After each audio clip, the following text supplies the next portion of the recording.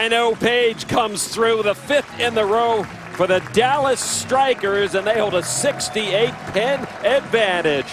More to come from Thunderbolt Lanes. Round number 1 of the PBA League. The Silver Lake Adams Splitters taking on the Dallas Strikers. It's Chris Hardwick, owner of the Adams Splitters. You are the Adams Splitters. That means I own you. So you'll be fine. Whatever happens out there, let's just have fun. But it'd be really great if you won. That would be the most fun. Very delightful, man. Chris Hardwick, as you mentioned, he's got bowling in his blood. Son of PBA Hall of Famer Billy Hardwick. Named after bowling announcer Chris Schenkel, so it gets even better. Founder of Nerdist.com. Check it out. A lot of bowling, celebrity bowling on that site. He's a writer for a Wired magazine as well, and you can catch him on his stand-up special. Chris Hardwick, Mandroid, and his team right now in trouble through the first 5. No strikes, 2 open frames, down by 68, but they do now get to bowl on the right lane, Randy. His team getting manhandled. Yeah. Here is Chris Barnes, also from Wichita State.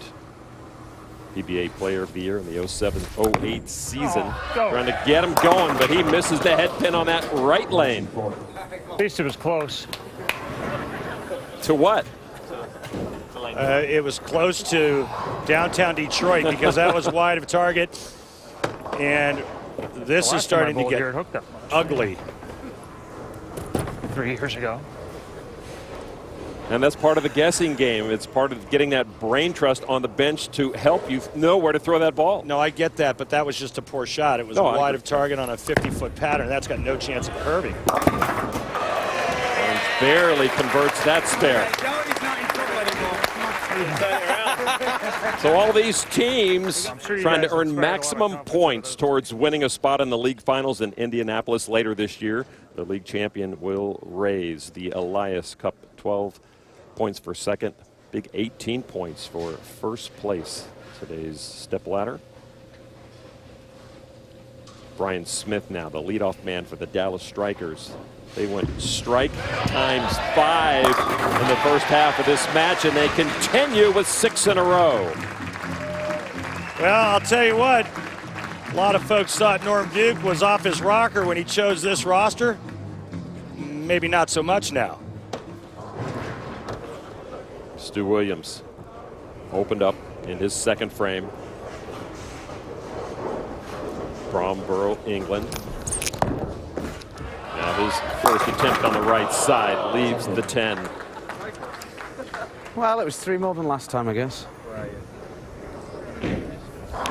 Better than last time so far. He went 6 and 3 to open in the second. That was just the first of back-to-back open frames for the Adams Splitters. That's why they're in that big 82-pin hole. And he finally does clean it up. You know, with the 16th pick overall in the league draft, Norm Duke played the experience card by taking the 53-year-old Amleto Monticelli. Amleto wouldn't seem at this stage of his career to need to be protected. But I know better because the kid, I call him a kid, he's 50 years old and he's in better shape than anybody on our tour. If he's healthy, which he did have some tendon problems last year, and he told me he was very healthy. But that guy's healthy. He whines on it like the young guns, but he's 2-time player of the year, 18-time champion, and if you put him in the 10th slot, and he's got to throw it for all the money, cha-ching. Monticelli with 1 pin to clean up. And I have to apologize to Amleto. You know, I said he was 53, and then you followed down that same road. Amleto, I'm sorry, you're only 51.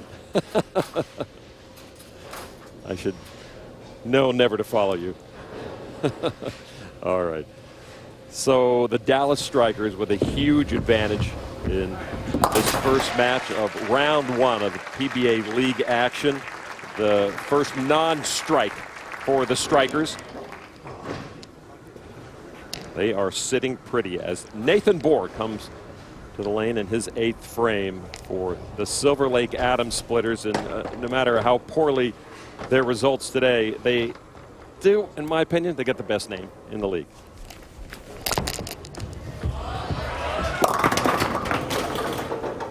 I'm glad they got the best name. I wonder if they can actually go the whole game without throwing a strike. And right now, this match is done, over. The only chance the Atom Splitters would have is if Tanya Harding walked in the building.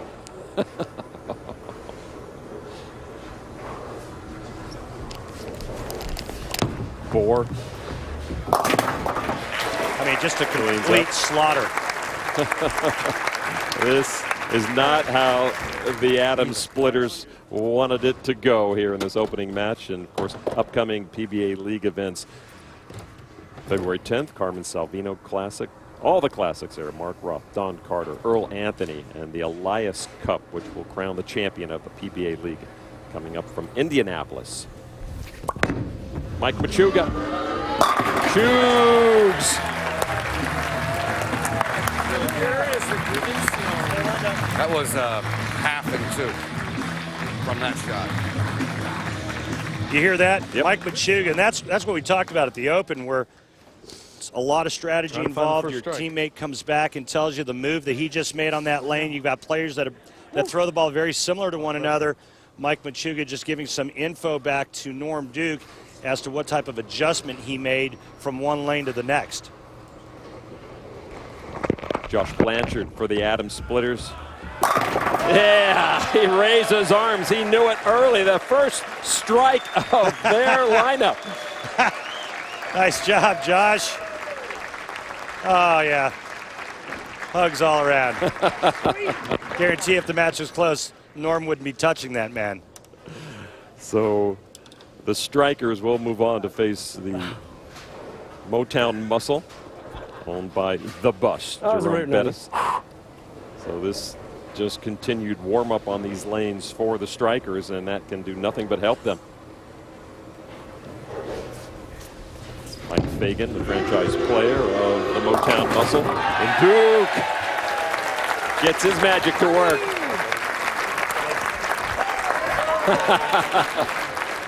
You have to get some serious air time to not leave Terrell hanging. I think it's a huge advantage for the Dallas Strikers. They have a game under their belt. They know how both lanes are playing, and I think it's a big advantage over their upcoming opponent. Tom Barrett with the double for the Silver Lake team. He, the anchor man, with the strike in the 10th. But it is not enough here in the 10th as the Dallas Strikers open up with the front 6. Couple of PBA Hall of Famers, Carmen Salvino on the left, Mark Roth in the house on the right side. They dominated the game. Carmen, the original showman, and Mark Roth, probably the first player to introduce raw power to bowling. How dominant he was in the late 70s and early 80s. Now Rhino Page, the final man in the Dallas Strikers lineup as they prepare to meet the Motown Muscle.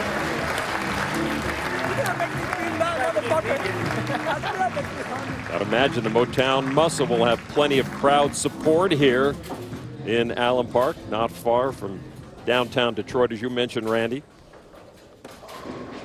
They love their teams here. They love their bowling in Michigan for so many years, early part of the century. Bowling made headlines. They tracked player movements among teams, and they know their bowlers, and they love to embrace them. 2 in a row for Rhino Page. Got all that. Jerome Bettis, there's the bus with his mom. I don't see any soup. But Jerome Bettis will be the head cheerleader for his team when we come back for match number 2.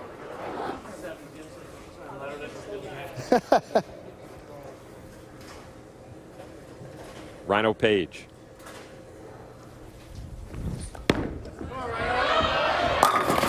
'29-year-old almost struck out in the 10th. The first pick in the draft, showing his wares.